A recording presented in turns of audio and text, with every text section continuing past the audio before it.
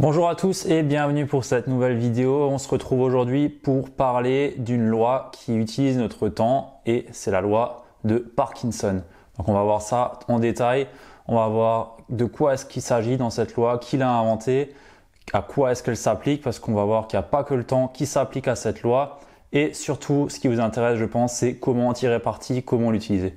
Avant toute chose, j'aimerais me présenter. Moi, c'est Ludo. J'ai le blog l'Ikigai où je traite différents sujets liés à ton temps, à ton attention, à ton énergie, ta motivation. Et c'est sur ces 4 piliers que je me base vraiment. J'explore et je cherche énormément de tips, de hacks que personne ne connaît, des choses intemporelles qui sortent du commun et je te les partage sur ce site.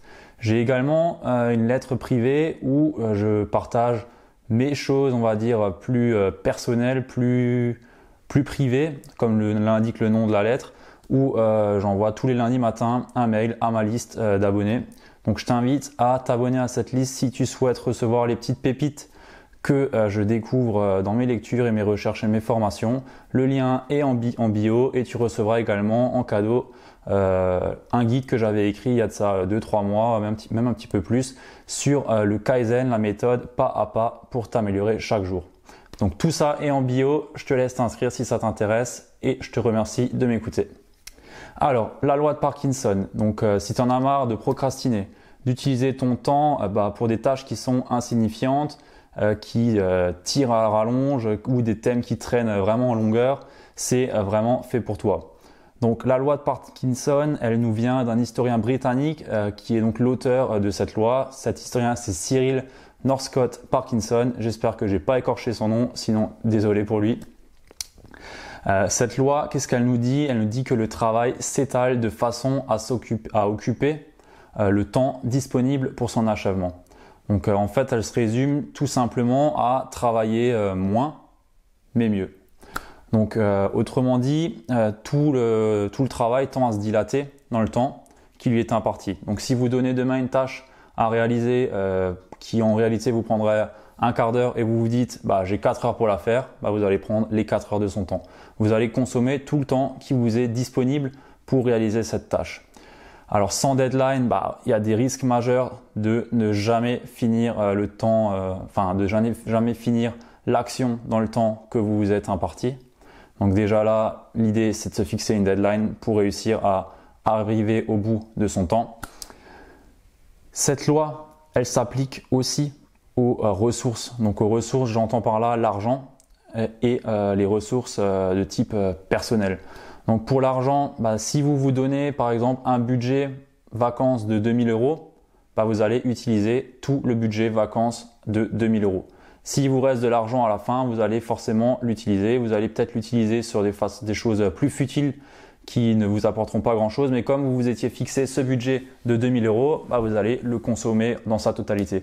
Donc la loi de Parkinson, elle s'applique aussi à l'argent. Donc faites attention à ça, pensez-y simplement et regardez ce que vous pouvez faire sur ce point de vue-là. C'est juste une idée qui m'était venue là-dessus pour comment l'utiliser autrement que comme on a l'habitude de l'avoir, c'est-à-dire de l'avoir sur le temps. L'autre partie, c'est également les ressources. Donc, par exemple, si vous êtes chef de projet ou autre, vous avez une ressource vous n'avez pas une ressource, mais on vous donne 4 ressources alors que vous pourriez le faire avec 3. Vous allez dispatcher les tâches sur les 4 ressources que vous avez alors que vous savez pertinemment qu'il vous en faut seulement 3. Et donc, vous allez être moins productif sur votre projet. Vous allez perdre du temps parce que vous allez dilater les tâches que vous avez sur plusieurs personnes, donc plus de friction, plus d'interaction, plus de communication et ainsi de suite. Donc c'est encore une fois une perte de temps.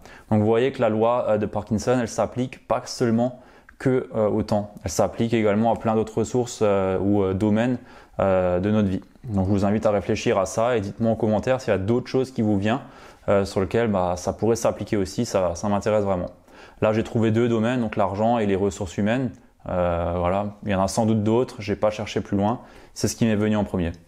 Alors maintenant, comment est-ce qu'on peut l'utiliser, comment est-ce qu'on peut tirer parti de cette loi de Parkinson? Donc dans un premier temps, je vous invite à lister vos tâches à accomplir, celles que vous avez à faire. Vous les listez et ensuite vous estimez le temps que vous pensez qu'il vous faut pour le faire, pour accomplir la tâche et vous faites de façon drastique, vous coupez le temps en 2. c'est simple, vous le coupez en deux et vous regardez si vous arrivez à atteindre la tâche ou pas en ayant coupé le temps en deux. Vous verrez que le fait d'arriver proche de la fin de votre timing, vous allez d'un coup être beaucoup plus focus et vous concentrer beaucoup plus parce que vous savez que votre deadline elle est short, donc vous n'avez pas le temps, il faut aller au bout dans le temps qui nous est imparti. Donc coupez en deux et si vraiment ça va pas, vous savez que vous avez coupé en deux, donc vous êtes déjà meilleur que ce que vous pensiez pouvoir faire à l'initial. Donc si vous prenez un peu plus de temps, c'est pas grave. Vous ajusterez pour les prochaines fois. Vous savez que il vous faut peut-être un peu plus de temps sur ce type de tâche ou autre. Tout ça vient avec l'expérience et le temps par la suite. Voilà pour moi, je pense avoir tout dit sur cette loi de Parkinson, donc liée au temps et à divers domaines de notre vie. Donc s'il y en a d'autres qui te viennent à l'esprit ou que tu as pu explorer, n'hésite pas à me le dire en commentaire. Ça m'intéresse vraiment. Je suis toujours à la recherche sur de nouvelles idées, comment dériver des lois à d'autres cas d'application et autres. Donc n'hésite pas à me le mettre en commentaire. Et comme j'ai pu le dire en début de vidéo, inscris-toi à ma liste email lettres privées. Le lien est en description. Et si tu veux en savoir plus, je t'invite également à aller sur mon site. Je te mets le lien aussi en description. Merci à toi. Ciao, ciao.